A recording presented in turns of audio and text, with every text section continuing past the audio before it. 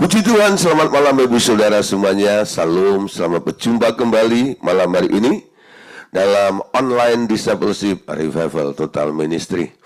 Oke, Bapak Ibu Saudara yang dikasih oleh Tuhan, malam hari ini kita akan membahas firman Tuhan masih ya dalam buku bab tentang keluarga. Setelah kita membahas tentang keluarga di dalam rencana Tuhan, dan kita melihat bagaimana pekerjaan-pekerjaan si iblis yang berusaha untuk menggagalkan apa yang didesain, dirancang oleh Tuhan dalam keluarga-keluarga ini, sehingga terjadi kerusakan-kerusakan di dalam keluarga tersebut. Nah, malam hari ini kita juga akan melihat dampak-dampak daripada kerusakan yang telah dibuat oleh si iblis. Nah, saudara, begini ya, tema malam hari ini kan bicara tentang anak haram.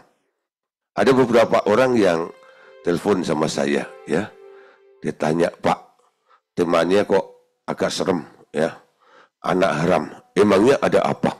Nah, ketika ya seseorang itu tanya pada saya seperti itu, saya jawab, Pak, ini fakta, saya bilang, ini fakta ya. Nah, mungkin banyak orang nggak suka disebut anak haram atau punya anak haram, atau di lingkungan orang-orang yang kebanyakan anak-anak haram. Ya, kalau bisa yang haram-haram itu dihindarkan, yang halal sajalah. Ya, nah saudara, kenapa jadi haram? Nah saudara, awalnya ketika Allah mendesain keluarga, ya Adam itu diizinkan untuk menikah, membangun sebuah keluarga. Yang diharapkan Allah adalah hasilnya adalah anak-anak yang ilahi, anak-anak kudus, keturunan ilahi, ya, memiliki karakteristik Kristus, sehingga kemuliaan itu bisa terpancar melalui keluarga itu, sehingga Allah bisa menggambar dirinya di dalam keluarga yang dibangun oleh manusia tersebut. Tapi setelah manusia jatuh dalam dosa, ternyata dampak daripada pengaruh si iblis itu sangat luar biasa, ya. Sehingga banyak keluarga-keluarga yang sekarang hasilnya tidak sesuai. Dan banyak sekali saya jumpai ini, khususnya di dalam pelayanan-pelayanan pelepasan yang sering saya diundang atau orang datang ke bengkel kami untuk dilayani. Ternyata setelah saya deteksi, ternyata sumber masalah mereka ya hampir boleh dibilang 50-60% itu karena satu problem di dalam keluarga, dan karena munculnya anak, ya, Pak, ini kenapa anak saya kok begini? Ketika dia tanya seperti itu, saya tanya, emangnya kenapa anakmu? Iya Pak, anak saya itu susah sekali diatur, berandalan luar biasa dan sebagainya, ya, dalam tanda kutip yang negatif seperti itu. Lalu saya tidak fokus kepada anaknya. Saya tanya kepada orang tuanya ini, bagaimana hidup pernikahan Anda? Bagaimana keluarga Anda? Apa yang pernah terjadi? Saya korek akar masalahnya. Nah, saudara, ketika terjadi kesalahan di dalam orang tua ini, kalau sampai akhirnya orang tua itu memutuskan untuk bercerai, ya, ada perzinahan dan sebagainya, dampaknya, saudara, yang paling tersiksa atau mengalami akibat fatal itu, ya, memang terjadi juga untuk suami istri itu. Tapi sebenarnya yang tidak tahu apa-apa, yang tidak melakukannya, akhirnya terdampak. Siapa itu? Si anak, ya, si anak. Anda nangkep ya? Kalau keluarga bahagia, anaknya bahagia. Kalau keluarga itu kacau balau, anaknya kacau balau. Kalau Anda tanya kepada si anak itu, maukah kamu kacau? Pasti dia bilang nggak mau, betul? Kenapa dia bisa jadi kacau balau? Karena korban kekacauan. Siapa yang memulai kekacauan itu?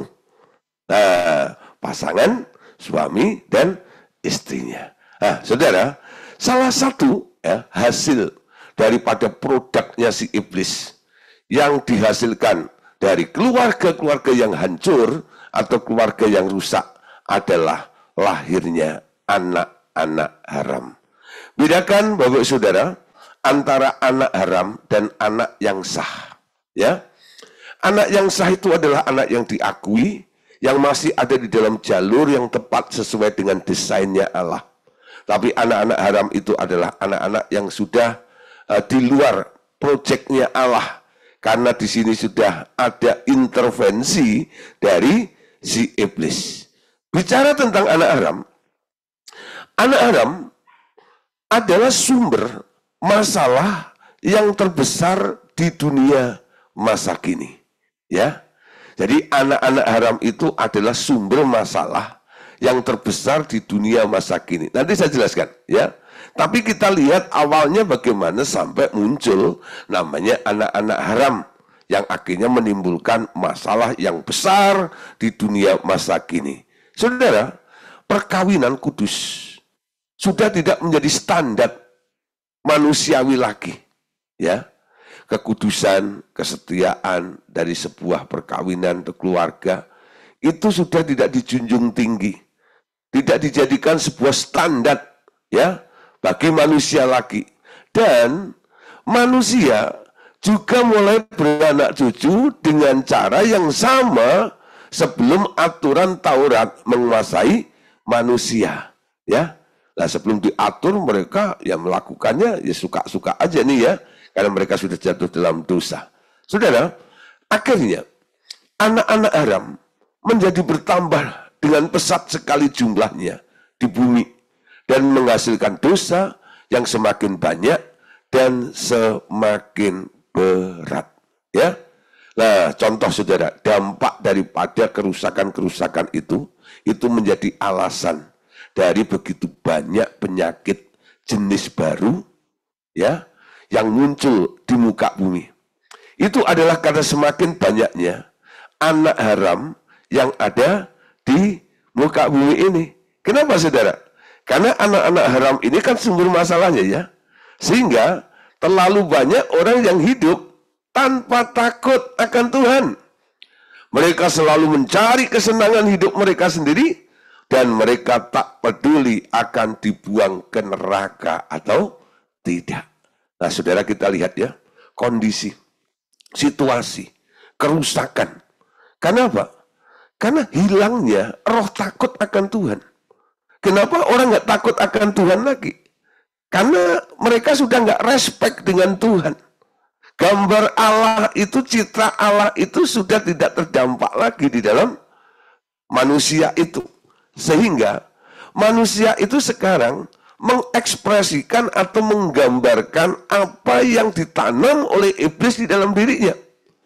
Kemarin sudah saya singgung, ya, bahwa Bapak itu produknya adalah apa yang baik, apa yang benar, apa yang sedap didengar, apa yang indah, apa yang sempurna, betul?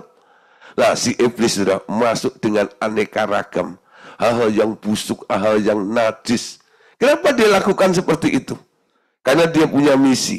Misinya adalah pencuri itu datang untuk mencuri, membunuh, dan membinasakan. Bagaimana caranya? Ya, supaya dia bisa mencuri, membunuh, dan membinasakan manusia ini. Satu, saudara, dirusak programnya Allah itu loh. Sehingga menghasilkan anak-anak yang rusak. Anak-anak yang rusak ini, mereka akan bereaksi brutal. Betul? Banyak sekali hal-hal yang dilakukan oleh anak-anak haram ini dengan segala macam keinginannya tanpa ada rasa takut kepada Tuhan. Tujuannya hanya untuk mencari kesenangan hidup mereka sendiri dan mereka tidak peduli akan dibuang ke neraka atau tidak. Yang penting happy, yang penting senang, ya. Urusan nanti kekekalan itu urusan belakang. Nanti toh kalau sadar, kalau dia mau mati saja. Nah, saudara, akibatnya saudara, karena mereka melakukan hal-hal yang hanya mengejar kesenangannya sendiri, akhirnya muncul banyak aneka ragam jenis penyakit baru itu muncul di muka bumi, betul? Itu karena apa? Ya karena ulah manusia itu sendiri. Manusia yang mana? Manusia yang sudah tidak punya rasa takut dengan Tuhan. Nah, saudara, kita lihat kenapa anak haram itu nggak bisa mendekat sama Tuhan. Kenapa anak haram itu nggak ada keinginan untuk cari Tuhan? Ya, kenapa justru anak-anak haram itu mengejar kesenangan-kesenangan dunia ini? Karena satu faktor ini, saudara. Kita ambil ayatnya dulu ya. Ulangan pasal 23, ayat yang kedua. Perhatikan ayat ini, saudara. Seorang anak haram, janganlah masuk jemaah Tuhan. Bahkan keturunannya yang ke-10 pun tidak boleh masuk jemaah Tuhan. Ya, anak haram nggak boleh masuk jamaah Tuhan. Sampai keturunan generasi yang ke-10 nggak boleh masuk dalam jamaah Tuhan. Ya, jadi memang ada gapnya. Status anak haram ini. Jadi kalau Anda mengharapkan, saudara, anak-anak haram bisa mencari Tuhan, itu mustahil. Kenapa? Karena hukum ini. Karena ayat ini. Firman Tuhan bilang, jika seseorang didapati sekarang statusnya menjadi anak haram, Tuhan sendiri bilang, gak boleh masuk. Kenapa, saudara? Karena Allah itu kudus. Ya, hasil yang gak kudus itu pasti ya dibuang oleh Allah. Gak boleh masuk ke situ. Anak haram sampai 10 generasi. Jadi kalau kita melihat banyak anak-anak haram yang nggak punya rasa ingin cari Tuhan, karena mereka nggak punya akses untuk masuk ke dalam jamaah Tuhan. Karena secara hukum, dia sudah ditolak sampai 10 generasi. Saudara, akses ke Tuhannya nggak ada sama sekali. Bagaimana kalau sesuatu ya yang nggak memiliki akses dari Tuhan? Saudara, orang yang terputus dengan Tuhan, makhluk yang terputus dengan Tuhan, semakin lama bukan semakin baik. Semakin lama semakin jahat. Contoh siapa? Lucifer, betul? Dulu waktu dia masih terkonek dengan Tuhan, masih terhubung dengan Tuhan, masih hidup bergaul bersama dengan Tuhan, indah, elok, mulia, luar biasa, bukan? Nah, tapi setelah dia diusir, ditolak dari surga, dilempar ke bumi ini, dibuang dari hadapan Allah. Anda lihat, makhluk yang dulunya begitu elok, begitu indah, begitu mulia. Kalau sekarang Anda dengar kata setan, apa yang ada di benak Anda? Pasti sesuatu yang jelek, bukan? Tapi kalau Anda mendengar kata malaikat, apa yang ada di benak Anda? Sesuatu yang indah, mulia, kudus. Amin. Gimana dari yang mulia, kudus, elok, indah itu jadi begitu jeleknya? Apakah ketika Lucifer itu dilempar ke bumi itu sama Tuhan langsung dikasih bedak atau dibuat jelek begitu? Enggak. Ya, dia jadi jelek karena terputus dengan Allah. Jadi siapa saja, makhluk apa saja, kalau nggak bisa mendekat dengan Allah, nggak ada konektivitas dengan Allah, akhirnya kelakuannya, karakternya jadi rusak. Contoh anak haram. Anak haram itu nggak boleh masuk ke jamaah Tuhan. Akibatnya jadi apa, saudara? Nah, sekarang kita mengerti. Kenapa malam hari ini kita harus membahas tentang anak haram? Supaya kita bisa menjangkau mereka. Supaya anak-anak haram itu bisa dipulihkan statusnya. Menjadi anak Allah kembali dan boleh terhubung, terkonek kembali kepada Allah. Dan dibenahi untuk jadi lebih baik lagi. Amin. Ibrani pasal 12 ayat 8. Baca ya. Ibrani pasal 12 ayat yang ke-8. Tetapi jikalau kamu bebas dari ganjaran yang harus diderita setiap orang, maka kamu adalah anak-anak haram dan bukan anak-anak yang sah. Anda tahu ya?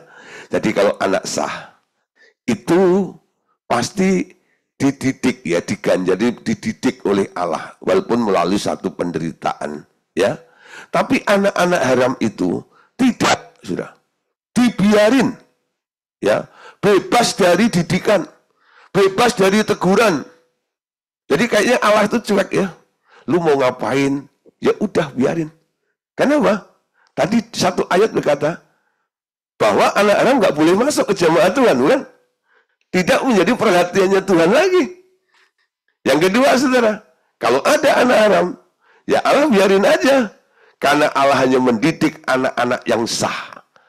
Artinya anak-anak yang masih ada di dalam covering, keluarga yang masih ada di dalam jalur yang sesuai dengan kehendak dan rencananya Tuhan. Jadi dapat disimpulkan begini. Anak haram ditolak Tuhan. Memasuki jemaat Tuhan sampai keturunan yang ke-10. Artinya mereka terkena kutuk turun-temurun sampai 10 generasi, bukan? Dan bukan miliknya Tuhan. Perhatikan ini. Ditolak oleh Tuhan, dan itu berarti mereka adalah milik si iblis. Sekali lagi ya, saya bacakan ya. Anak-anak haram itu adalah orang yang ditolak oleh Tuhan. Memasuki jamaah Tuhan sampai keturunan yang ke-10. Artinya mereka, anak haram ini, terkena kutuk turun-temurun. Dan bukan milik Tuhan, ditolak oleh Tuhan, dan berarti mereka itu adalah miliknya si iblis. Kalau ditolak Tuhan, di luar Tuhan, miliknya siapa? Miliknya si iblis. Gak heran, saudara.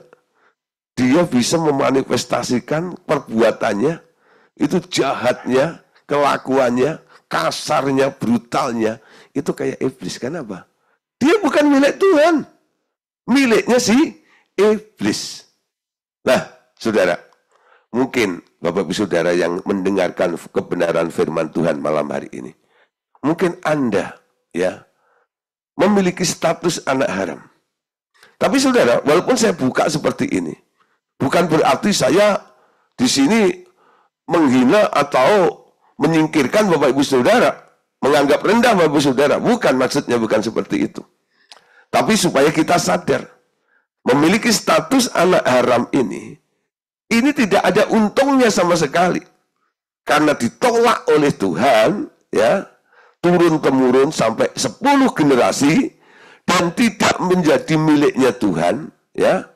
Artinya mereka adalah miliknya si iblis. Sekarang lihat, ya. Apa yang terjadi, saudara? Di dalam diri si anak haram itu. Di dalam mereka tak ada benih ilahi yang membawa mereka mencari Tuhan sejak kecil. Mereka tak acuh tentang hal-hal rohani.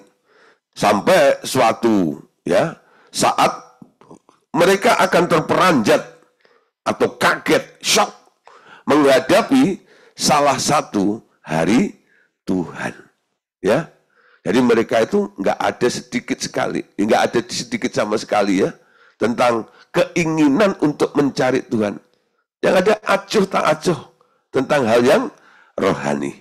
Dan roh pemberontakan, nah ini rohnya siapa? Rohnya Lucifer. Dia berontak dari Allah, kan? Sangat kuat menguasai dunia sekarang ini. Pada dasarnya, mereka lah yang membentuk gerombolan-gerombolan atau geng-geng perampok, penculik, pemeras, teroris, mafia, dan para petualang yang hidup untuk kepentingan mereka sendiri. Ya, jadi mereka yang menjadi geng, ya, bentuk gerombolan-gerombolan perampok, penculik, pemeras, teroris, mafia, kebanyakan tuh kalau kita lihat mereka tuh punya status di sini ini sebagai anak haram. Di dalam Alkitab sudah ada contoh. Seseorang namanya Yifta. Yifta adalah anak haram dan tertolak dari keluarganya.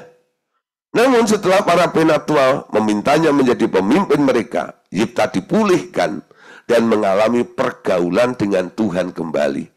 Bahkan dihinggapi oleh roh Yehova. Ini menarik ya. Tadi di atas saya sudah singgung bagaimana kondisi daripada anak haram yang tidak sangat menguntungkan itu. Ya.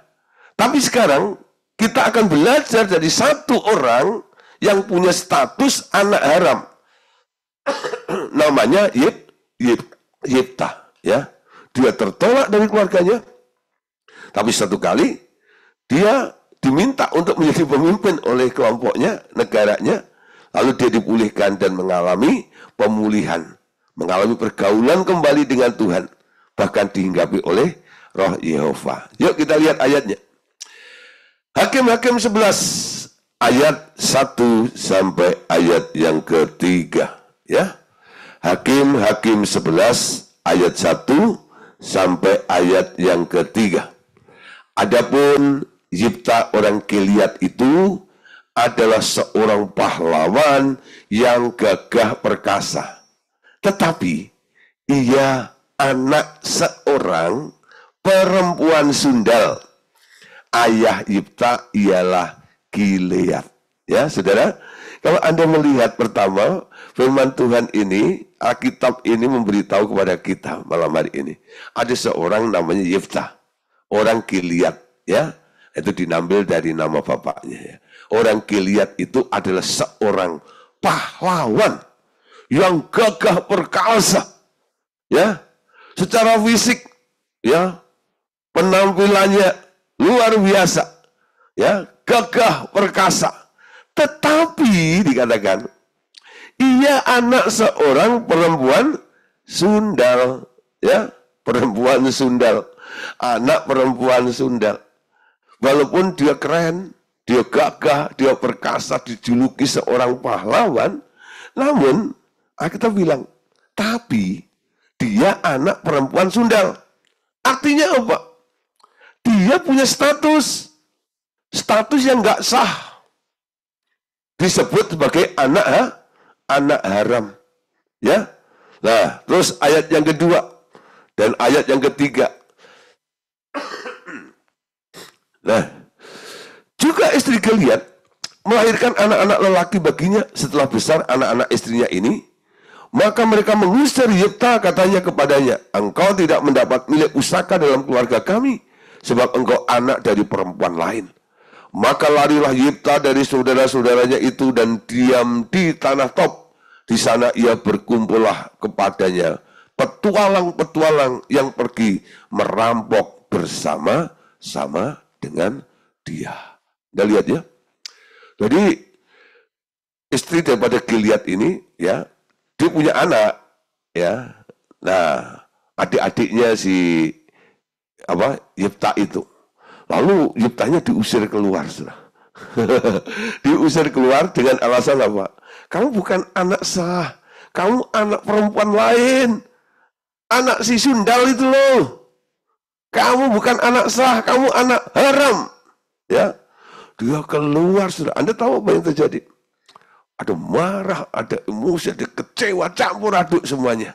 Lalu dia tinggal di tanah Top di situ. Apa yang terjadi, saudara? Banyak orang yang datang menemani, menjadi sahabat daripada Yiptah ini. Sahabatnya bukan orang-orang baik, ya. Mereka adalah para perampok, geng-geng dan sebagainya itu. Jadi sekarang komunitasnya adalah komunitas itu orang-orang yang brutal semuanya itu. Sampah masyarakat, ya. Orang-orang yang kasar kelakuannya, jorok pikirannya dan sebagainya. Itu yang terjadi, saudara, ya, kepada Gilead itu. Nah, Anda lihat ya.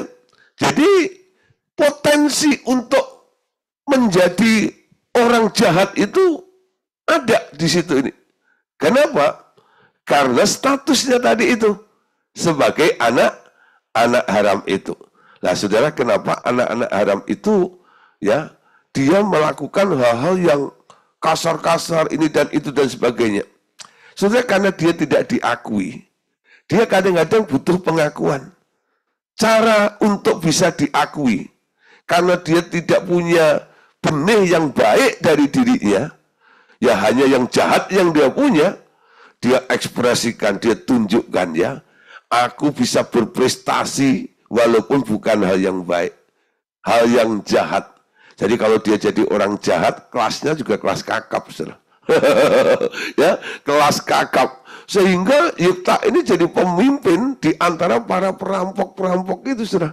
Ya. Nah, satu kali ada cerita bagaimana orang Israel itu dikepung oleh musuh. Lalu mereka merasa terpojok. Karena kondisi terjepit seperti itu, lalu keluarganya itu ingat, saudara. Kita kan punya saudara ya, yang hebat, punya kelompok ya. Wah, kita boleh dong minta tolong kepada mereka. Nah, saudara, satu kali ya, akhirnya mereka memanggil Yifta. Anda bisa melihat di ayat 5 dan lompat ayat 11 ya. Dan ketika Bani Amon itu berperang melawan orang Israel, pergilah para tua-tua Gilead menjemput Yifta dari tanah Tob.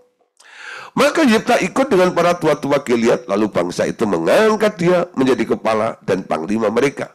Tetapi Yifta membawa seluruh perkaranya itu ke hadapan Tuhan di Mizpah. Ya, nah saudara, sebelum saya lanjut 7-8, kenapa saya lompat dulu di sini ya?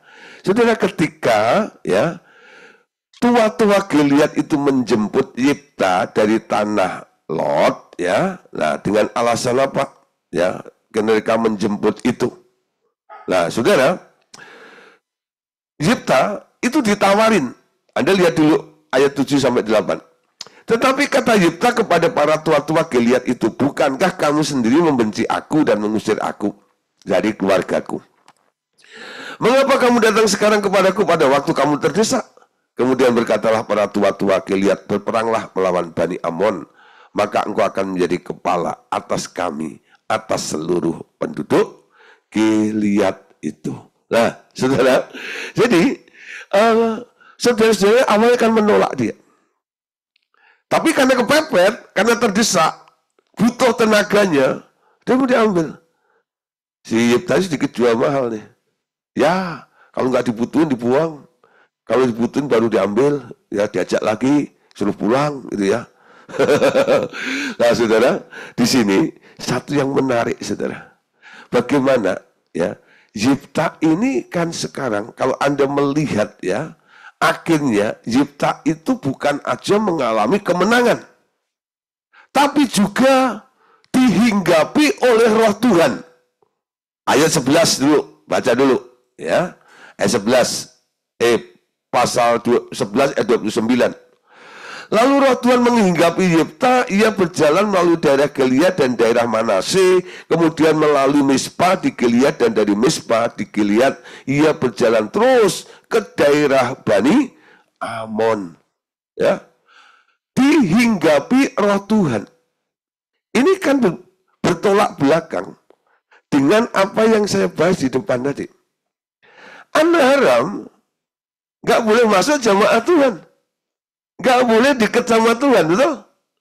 Bagaimana Yifta ini yang memiliki status sebagai anak haram, sekarang dia bisa dihinggapi oleh Roh Tuhan. Aneh kan? Kan ada gap. Gak boleh masuk. Sekarang kenapa Roh Tuhan menghinggapi Yifta itu? Nah, apakah di sini Allah itu hanya mau menang sendiri? Ya karena dibutuhkan supaya menang, ya. Walaupun dia nggak boleh datang, ya tak kasihlah ya urapan ini, rohku biar tinggal pada dia. Nggak bisa, ya. Nah di sini saudara, Yifta itu luar biasa.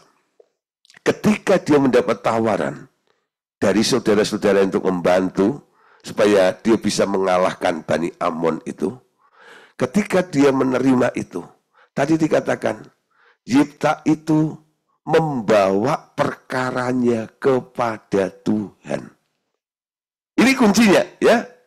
Kunci daripada pemulihan sampai akhirnya Tuhan melawat Yifta ini adalah di ayat 11 ini. Maka ya Yifta ikut dengan para tua-tua Gilead, lalu bangsa itu mengangkat dia menjadi kepala dan panglima mereka. Tetapi bagian B, Yifta membawa seluruh perkaranya itu ke hadapan Tuhan di Mizpah. Ya, dulu saya berpikir begini, Kenapa Yifta membawa perkaranya ke hadapan Tuhan di Mispa itu? Oh, Yifta mau mengadu bahwa saudara-saudaranya itu hanya mau memanfaatkan tenaganya saja, ya, mengadu sama Tuhan seperti itu ya. Tapi sebenarnya bukan, saudara. Setelah Yifta ini sadar bahwa dia tidak layak untuk masuk ke dalam Tuhan, dia membawa perkara ini kepada Tuhan.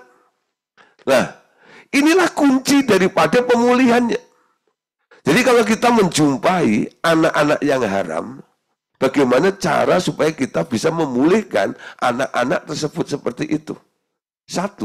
Nomor satu adalah bawa kepada Tuhan. Ya, bawa kepada Tuhan. Nah, kalau mungkin orang tuanya ada dan orang tuanya juga menyadari perbuatannya sehingga akhirnya berdampak kepada anaknya, sehingga anaknya akhirnya memiliki status sebagai anak haram itu, orang tuanya bertobat dulu dan orang tuanya boleh minta ampun kepada Tuhan, lalu membawa anak ini supaya apa? Supaya dipulihkan di hadapan Tuhan nanti. Tapi kalau orang tuanya nggak ada, ya sudah terlanjur mati atau bagaimana, atau pergi kemana, kadang-kadang kan ini kan hasil daripada perceraian, ya, suami istri bercerai, suami kawin lagi, istri kawin lagi, si anak itu udah nggak bisa, mungkin pernah ikut bapaknya nggak tahan, lalu ikut maminya tidak tahan juga, akhirnya menjadi anak liar di luar. Lah, dia sekarang udah nggak bisa mengandalkan lagi ayah ibunya seperti itu ya. Nah, bagaimana nih kalau Anda berjumpa seperti itu? Anda bisa direct langsung bawa kepada Tuhan. Ya. Bawa kepada Tuhan. Anda menjadi imam, Anda menjadi pelayannya, Anda menjadi hamba Tuhan yang ya sekarang menghantar anak-anak seperti ini dibawa kepada Tuhan. Saudara, kita semua dulu adalah orang-orang berdosa, bukan? Kita sekarang memperoleh satu posisi baru. Ketika kita menerima Tuhan Yesus menjadi Tuhan dan Juru Selamat di dalam kehidupan kita. Sehingga kita menjadi ciptaan baru. Yang lama sudah berlalu, yang baru sudah terbit. Amin. Status apapun yang disandang oleh seseorang, itu bisa diklarifikasi di dalam Tuhan. Amin. Tuhan bisa mengubah semuanya. Asal orang itu mau datang kepada Tuhan. Ya, mau datang kepada Tuhan, kesadarannya mulai muncul dari situ. Banyak orang kadang-kadang nggak nyadar bahwa mereka itu adalah anak haram, punya status seperti itu. Perlu ditunjukkan bahwa mereka adalah anak haram itu. Dan anak haram itu nggak ada sedikit pun benih Allah di dalam dirinya. Karena bukan miliknya Allah. Sehingga, saudara, kalau kita melihat anak-anak haram itu serupa binatang, ya, serupa binatang. Manusia yang tidak memiliki benih ilahi di dalamnya akan bertingkah tanpa ukuran Tuhan. Ini maksudnya. Sebaliknya ukurannya di dalam dirinya adalah ukuran yang mereka buat sendiri. Mereka mudah menghujat, mereka mudah mengutuk, mereka merasa berhak untuk menghakimi semua orang menurut pandangannya sendiri. Itu karena mereka sendiri adalah makhluk terkutuk. Ya, makhluk terkutuk. Tadi dikatakan bahwa anak haram itu makhluk terkutuk ya. Karena apa? Jauh dari Tuhan, ditolak oleh Tuhan. 2 Petrus 2 ayat 9 sampai 11. Jadi nyatalah bahwa Tuhan tahu menyelamatkan orang-orang saleh dari pencobaan dan penyimpan orang-orang jahat untuk disiksa pada hari penghakiman. Terutama mereka yang menuruti hawa nafsunya, yang mencemarkan diri dan menghina pemerintahan Allah. Mereka begitu berani dan angkuh sehingga tidak segan-segan menghujat makhluk-makhluk yang mulia. Padahal malaikat-malaikat sendiri yang sekalipun lebih kuat dan lebih berkuasa daripada mereka tidak memakai kata-kata hujat kalau malaikat-malaikat menuntut hukuman atas mereka di hadapan Allah. Ayat 12. Tetapi mereka itu sama dengan hewan ya, yang tidak berakal. Sama dengan binatang yang hanya dilahirkan untuk ditangkap dan dimusnahkan. Mereka menghujat apa yang tidak mereka ketahui, sehingga oleh perbuatan mereka yang jahat, mereka sendiri akan binasa seperti binatang liar, dan akan mengalami nasib yang buruk sebagai upah kejahatan mereka. Berfoya-foya pada siang hari, mereka anggap kenikmatan. Mereka adalah kotoran dan noda yang mabuk dalam hawa nafsu mereka kalau mereka duduk makan minum bersama-sama dengan kamu. Ayat 14. Mata mereka penuh nafsu zina, dan mereka tidak pernah jemu berbuat dosa. Mereka memikat orang-orang yang lemah, hati mereka telah terlatih dalam keserakahan. Perhatikan, mereka adalah orang-orang terkutuk. Ya, nah ini penilaian daripada Alkitab. Bukan saya ngomong. Mereka adalah orang-orang terkutuk. Nah, saudara, muncul juga yang dibilang Petrus ya, dalam 2 Petrus pasal 3 ayat 3. Yang terutama harus kamu ketahui ialah bahwa pada hari-hari terakhir akan tampil pengejek-pengejek dengan ejekan-ejekannya, yaitu orang-orang yang hidup menurut hawa nafsunya. Nah, saudara, ini kondisi ya daripada anak-anak yang dilahirkan sebagai anak haram. Tapi saudara, kabar baiknya adalah gini. Mereka adalah objek penginjilan. Walaupun demikian, berita Injil harus tetap diberitakan kepada mereka agar dalam pengadilan akhir kelak tidak seorang pun dapat berdalih di hadapan Tuhan. Amin. Jadi anak-anak haram itu sekarang menjadi apa? Objek, target, sasaran penginjilan. Mereka butuh kabar. Injil itu kekuatan Allah yang sanggup dan mampu untuk menyelamatkan segala makhluk, segala orang. Amin. Injil kekuatannya. Jadi kalau Anda ya melayani seorang, senjatanya cuma satu sebenarnya. Injil. Beritakan Injil. Injil itu apa? Injil itu kabar baik bahwa Allah Bapa mengutus Yesus ke dunia untuk menyelamatkan. Siapa yang mau percaya kepadanya akan diselamatkan, yang tidak percaya akan dihukum. Yohanes 3:16 itu loh. Setelah Yohanes 3:16 Anda beritakan ya tentang niat hatinya Allah, atau Kolose 1:19-20. Lalu Anda ajak ya untuk merespon sesuai dengan Wahyu 3:20. Undang Yesus secara pribadi. Aku butuh Tuhan.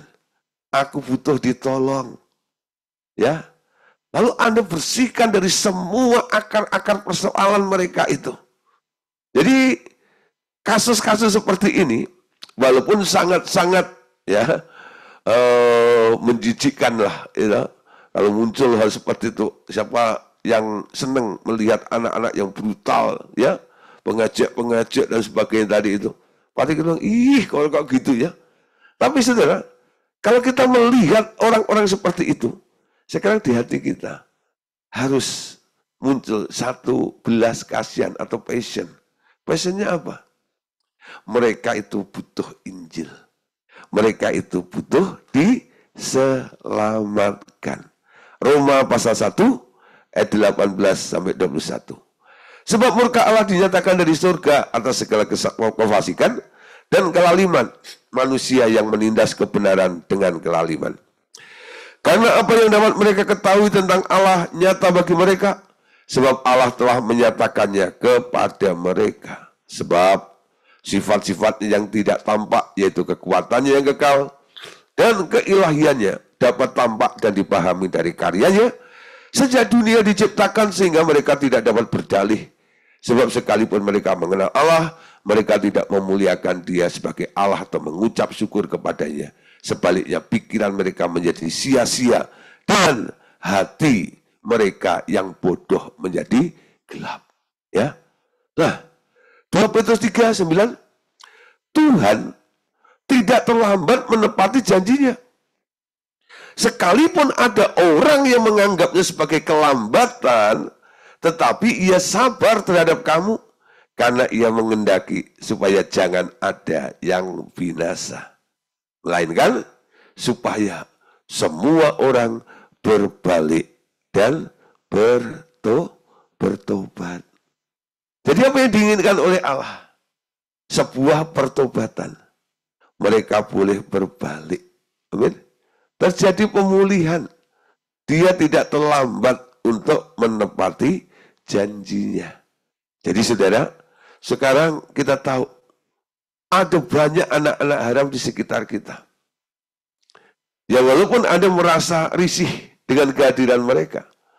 Tapi saudara, sebagai orang yang sudah mengenal keselamatan, mengenal Bapa, punya hati Allah di dalam diri kita ini.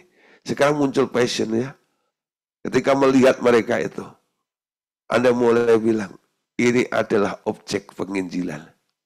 Kapan aku bisa ketemu dengan mereka? Kapan aku bisa ngobrol dengan mereka? Aku mau kabarkan kabar sukacita ini.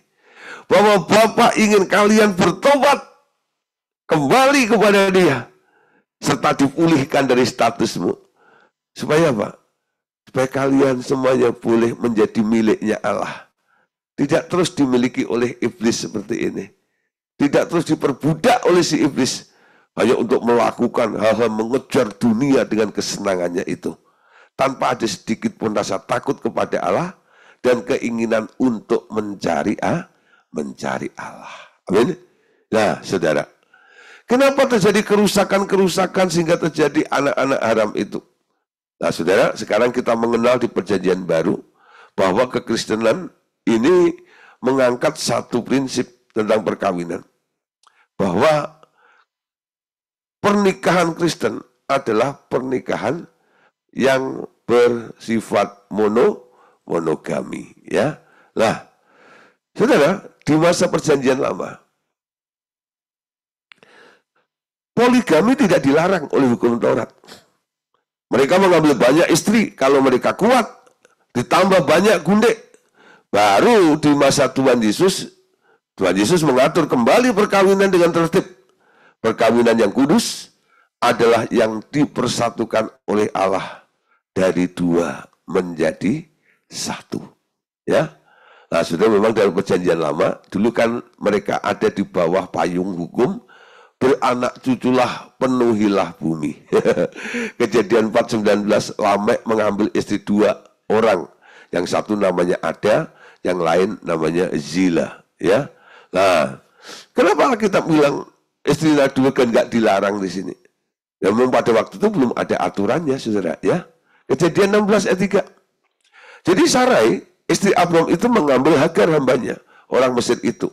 Yakni ketika Abram telah 10 tahun tinggal di tanah Kanaan, lalu memberikannya kepada Abram, suaminya, untuk menjadi istrinya. Ya, nah, tapi di sini Tuhan juga nggak bilang, Abraham, kenapa istrimu 2? Karena Abraham pada waktu itu juga masih hidup di Perjanjian Lama, yang masih ada di dalam payung hukum, yaitu beranak pinaklah, penuhilah bumi. 2 Samuel 5:13. Sudah lihat.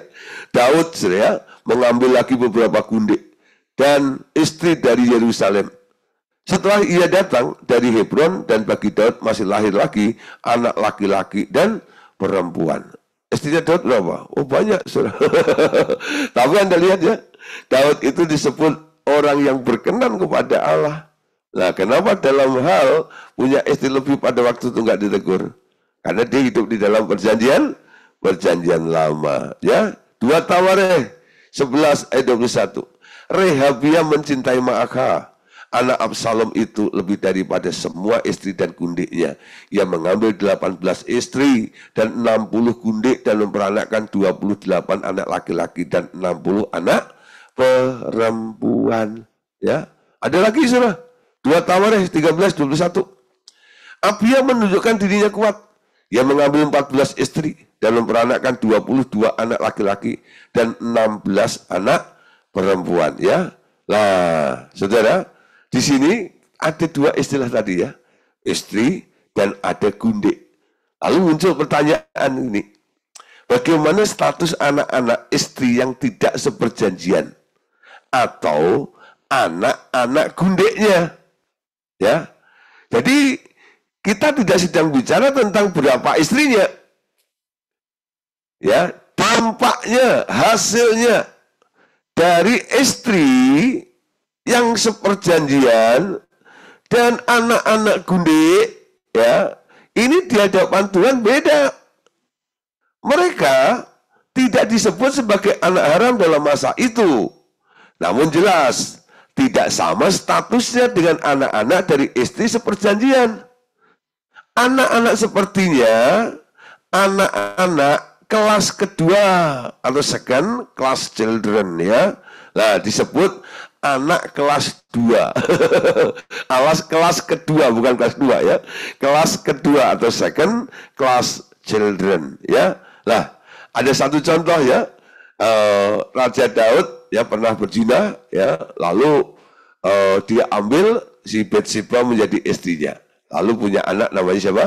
Salomo, ya. Salomo juga anak sekelas ini, anak apa? Second class children, ya. Dulu nggak disebut anak haram, tapi second class children. Nah, Salomo, ya, sekelas ini, namun memperoleh anugerah untuk menggantikan bapaknya Daud menjadi raja. Ya.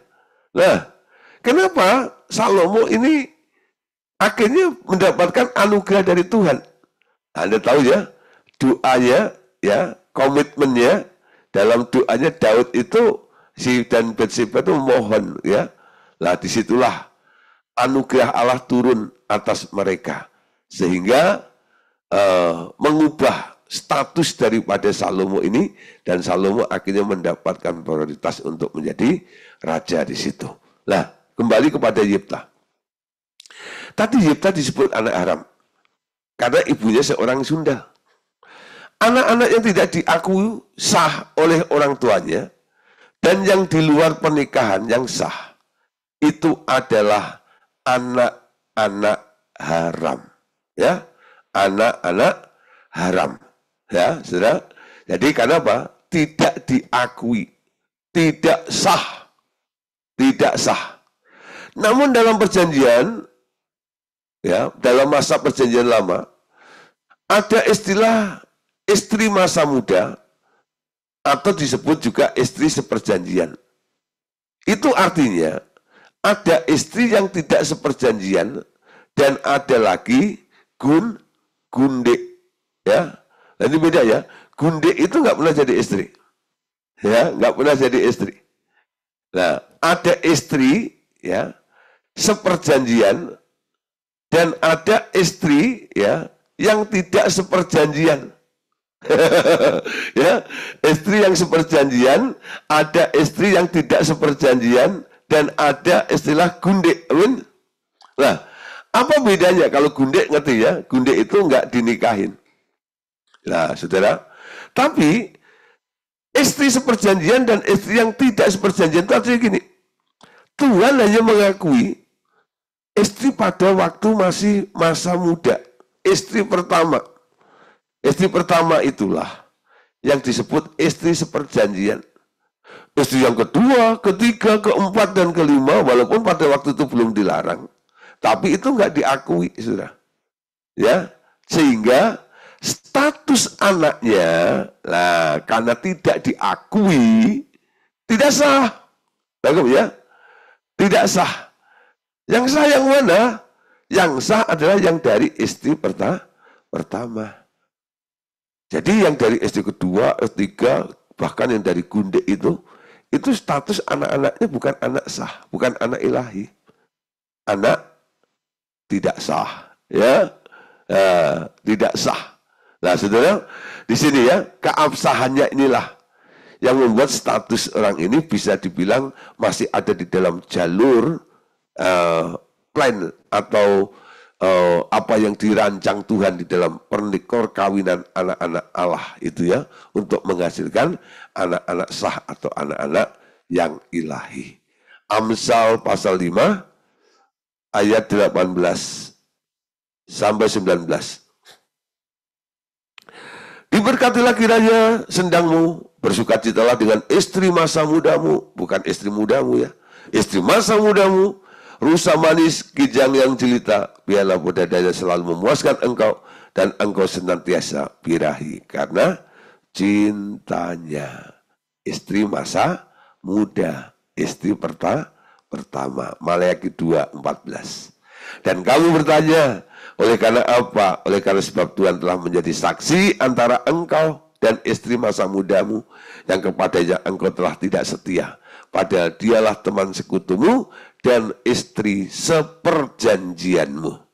Ya, jadi istri masa muda, istri pertama itu sama dengan istri seperjanjian. Amin. Nah, sekarang kita sebagai orang Kristen di masa perjanjian baru, perkawinan Kristen adalah perkawinan monogami. Walaupun tidak memaksakan keputusan untuk seseorang yang sudah melakukan poligami untuk melepaskan istrinya. Adalah kebijaksanaan di sini. Bila seseorang yang dahulu karena hawa nafsunya beristrikan lebih dari seseorang perempuan, melepaskan perempuan-perempuan yang lain selain istri masa mudanya, karena tak seorang perempuan suka dimadu dengan perempuan lain. Ya? Jadi ada orang sebelum bertobat, lalu dia sudah punya istri 4, istri 5, 6 atau 7. Kan ada pahamnya dari keyakinan, kepercayaan yang lain. Istri banyak nggak apa-apa, yang penting adil, ya.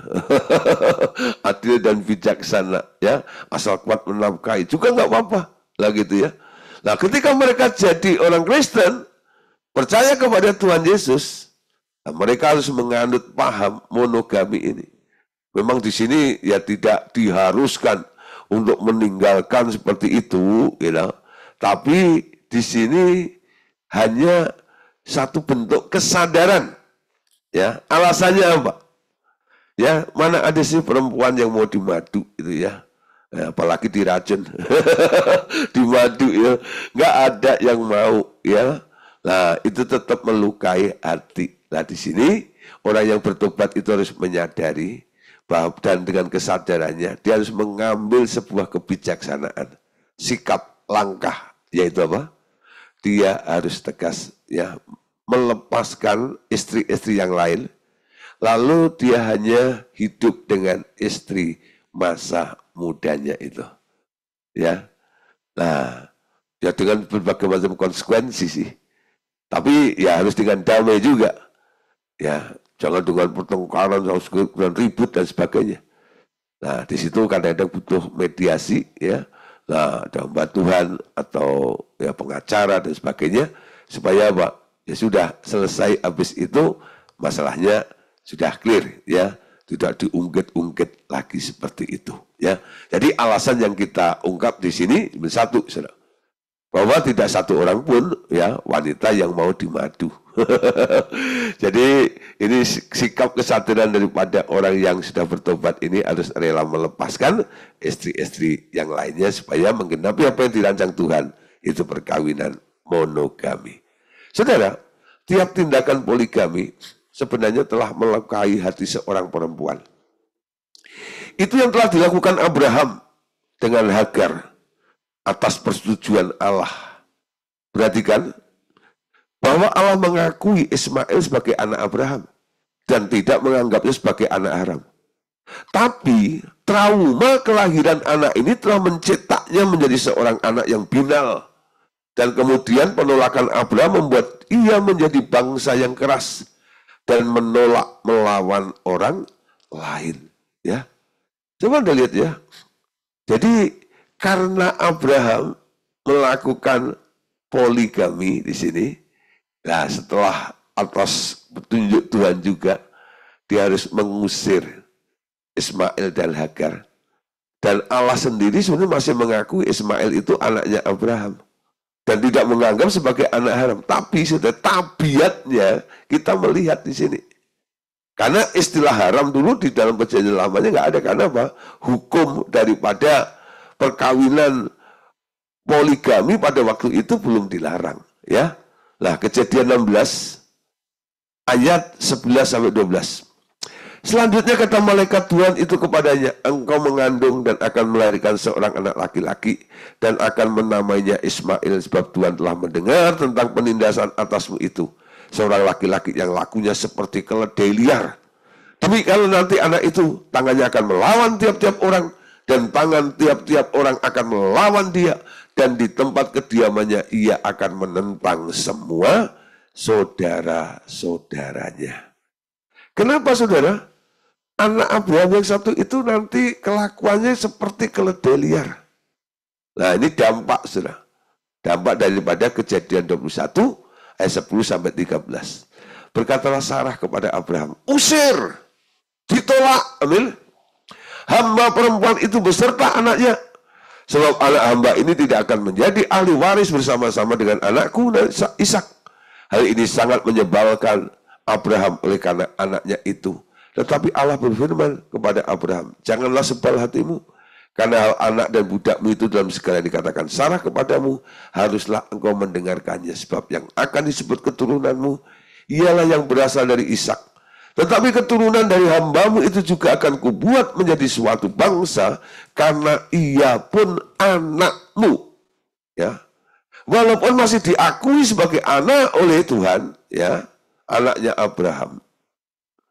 Tapi dampak daripada diusir di sini ini sama kayak kita, statusnya bagi anak Aram, ya, lalu dia diusir, gitu ya, menjadi binal, menjadi rusak kelakuannya seperti itu. Nah, jadi dampak daripada istri kedua ini, ya, Hagar ini akhirnya menghasilkan anak-anak yang modelnya seperti Ismail itu. Nah saudara, prinsip daripada Alkitab tentang perkawinan sekarang adalah Matius 19 ayat 6. Demikianlah mereka bukan lagi dua melainkan satu, karena itu apa yang telah dipersatukan Allah tidak boleh diceraikan manusia. Kenapa Tuhan sangat tegas di sini?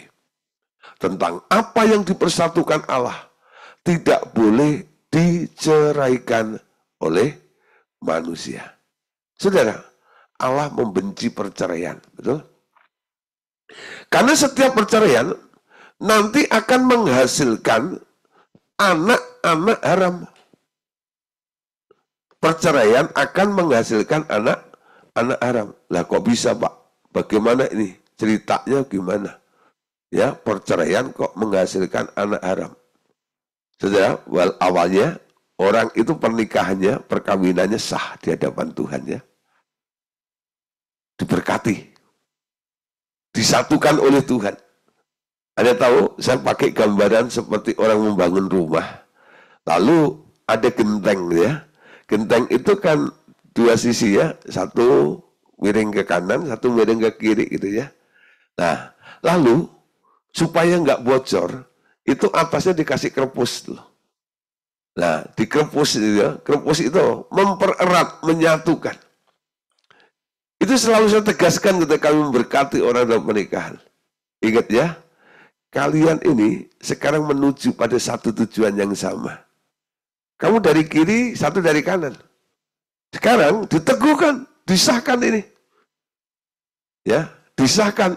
Lah, dipersatukan. Apa yang dipersatukan? Jangan diceraikan.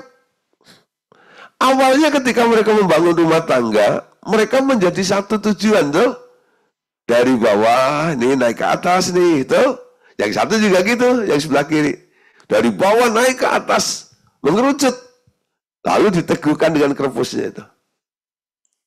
Tapi ketika mereka bercerai, apa yang terjadi?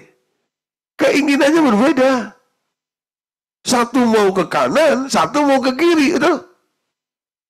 Nah, bertolak belakang. Untuk itu, supaya mereka bisa bertolak belakang, salah satunya apa? Yang dilakukan adalah pertama, dia angkat krepusnya, betul? Krepus itu blessingnya, pengesahannya, disahkan oleh Tuhan, diteguhkan oleh Tuhan, diberkati oleh Tuhan. Itu bicara krepusnya itu tadi loh. Sekarang krepusnya diangkat, dibuang. Betul?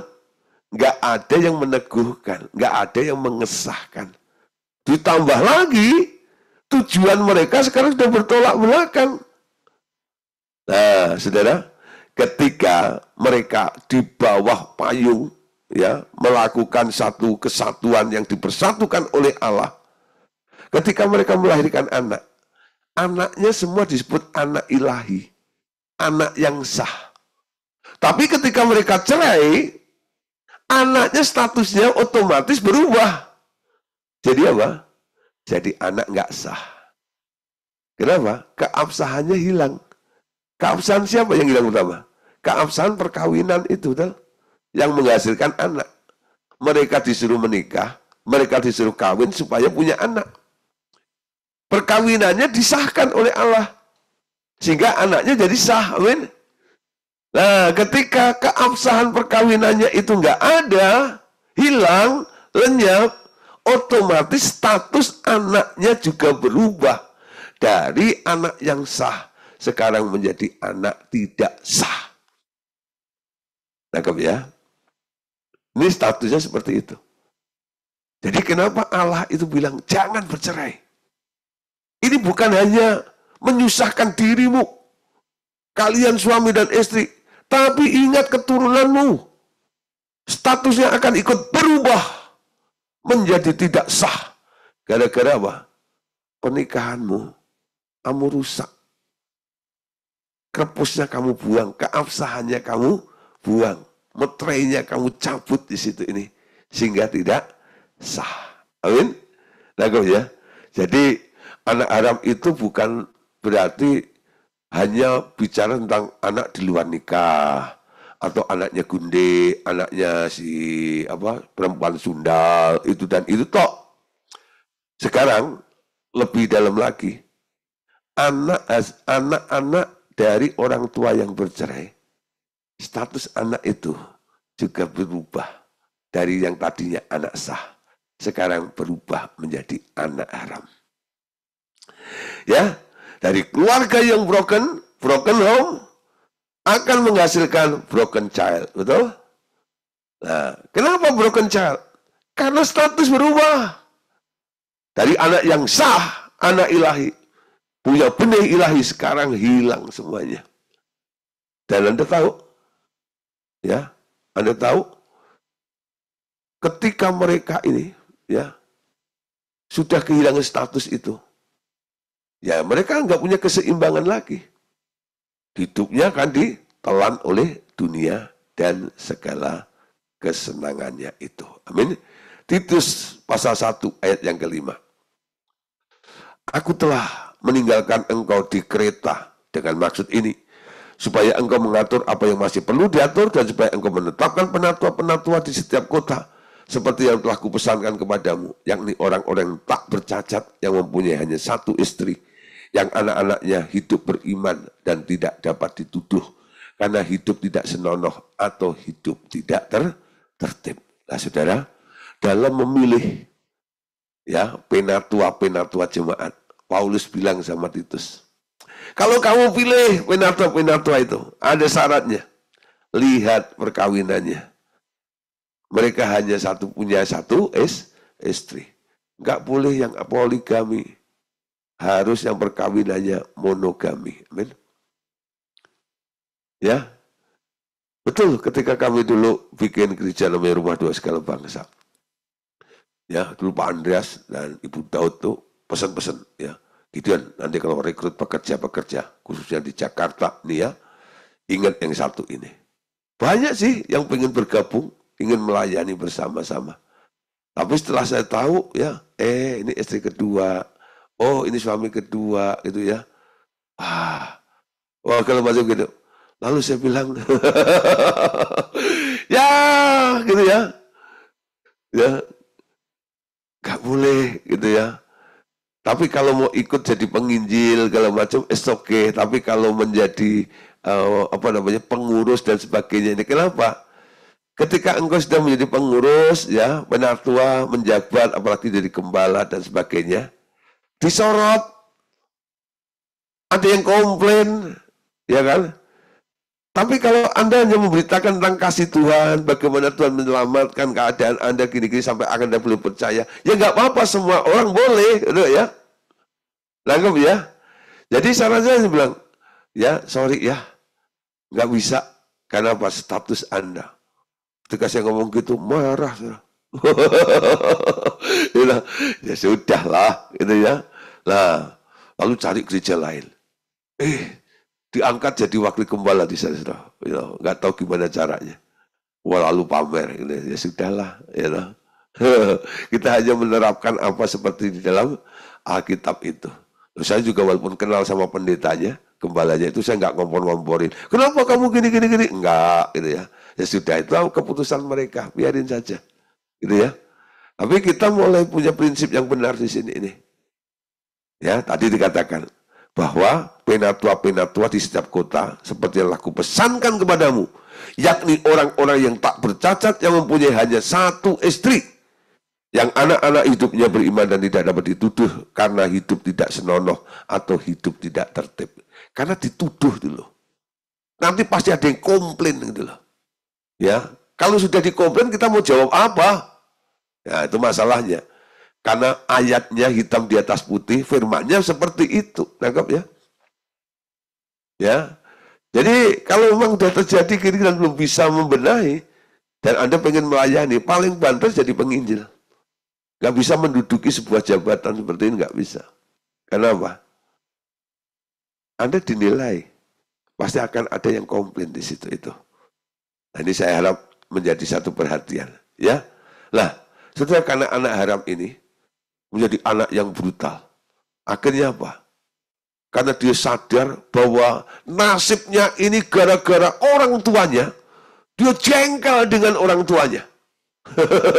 Orang kalau jengkel tuh mulutnya nyinyir ya, langsung ngomong, wah kurang ajar, sudah banyak sekarang ini ya anak-anak yang mengutuki orang tuanya, ya. Nah, anak-anak mengutuki orang tuanya.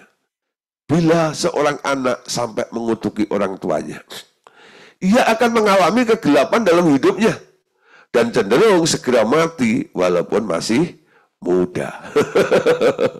Ya, mengutuki orang tuanya. Nah, apapun alasannya, saudara, Anda nggak boleh mengutuki orang tua. Imamat pasal 20 ayat 9. Apabila ada seorang yang mengutuki ayahnya atau ibunya, pastilah dia dihukum mati. Ia telah mengutuki ayahnya atau ibunya, maka darahnya tertimpa kepadanya sendiri. Ya, Amsal 20:20. Siapa yang mengutuki ayah atau ibunya, pelitanya akan padam pada waktu gelap. Jadi hari-hari depannya itu nggak akan cerah, saudara. Pelita itu kan menuntun hidupnya ya, akan padam. Matius 15:4. Sebab Allah berfirman, hormatilah ayahmu dan ibumu, dan lagi siapa yang mengutuki ayahnya atau ibunya, pasti dihukum mati. Satu kali saudara, saya melayani ke sebuah kantor. Ya, lalu ada satu, ya kok suasananya panas kenapa itu ya. Ternyata ada apa ya, satu sedikit kayak gesekan gitulah ya di kantor itu. Ya, saya pikir antara orang lain dengan, ternyata saudara ya, itu antara bapak dengan anak. Anaknya lulusan luar negeri ya, S2 ya lah. Lalu awalnya dia kerja di orang lain. Tapi kalau bapak sudah mulai ya mikir mau pensiun, perusahaan itu mau dikasih kepada anaknya itu. Sistem udah mulai berubah gitu ya. Nah, jadilah sudah. Ya mungkin maksudnya karena itu zaman sudah modern atau ini dan itu. Lah bapaknya kan masih pakai cara manual, cara kuno dan sebagainya gitu. Cuma cara menyampaikannya gitu ya. Ya sampai akhirnya ya si anak itu ngomongnya sedikit inilah. Ya, wow, jadul. Pokoknya menghina, mengutuki sampai begitu ya. Lah, melihat kondisi seperti itu, lalu saya bilang sama si anaknya, saya kenal, dia bilang ini, tolong baca Amsal 20:20. Siapa yang mengutuki ayah atau ibunya pelitanya akan padam pada waktu gelap. Mau nggak mau. Firman bilang, hormati orang yang lebih tua. Hormatilah orang tuamu. Supaya lanjut usiamu. Ya, kalau kamu mau umurmu panjang dan hari-harimu ke depan lebih baik, hormati orang tuamu. Mungkin di matamu dia jadul. Ya nggak apa-apa. Tapi itu juga orang tuamu. Ya, jangan mengutuki orang tua. Amin. Kenapa orang bisa mengutuk? Ya mungkin karena statusnya tadi. Apalagi kalau statusnya anak haram, lebih cepat lagi kan. Ada kepahitan di dalam hatinya itu. Nah sebaliknya saudara. Bagaimana orang tua dengan anak? Ya, nasib anak yang dikutuki orang tuanya itu juga ada. Nah ini juga menjadi satu warning bagi orang tua, jangan mengutuk anak. Ya.